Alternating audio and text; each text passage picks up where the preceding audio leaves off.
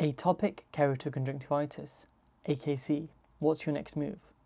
Now, some people call it allergic keratoconjunctivitis, but I've always been told atopic keratoconjunctivitis. So bear in mind that these terms may be used interchangeably.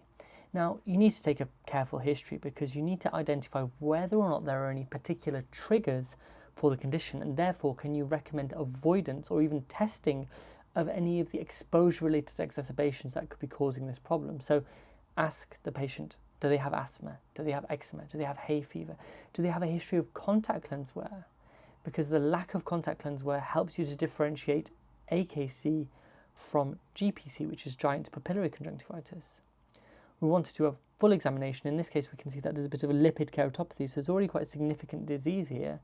But at this stage, this patient is telling me that the eyes aren't particularly red. There aren't so much mucus, there's no so much photophobia, and if we look at the subtarsal conjunctiva, there isn't so much papillae as well.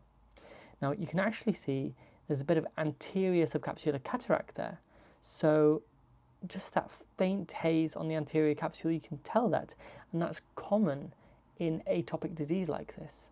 Now, the treatment, first of all, is really to remove any environmental irritants. You want to correct anything else that could be contributing to this, so dry eye, blepharitis, trichiasis.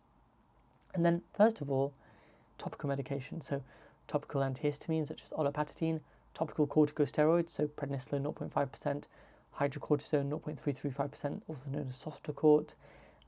And really then, you might want to consider Icurvis, so cyclosporine eye drops. If this doesn't work, you may need to consider oral steroids in cases of dermatitis with vision-threatening complications. Now, here's a bit of an incidental finding, which was astrocytosis.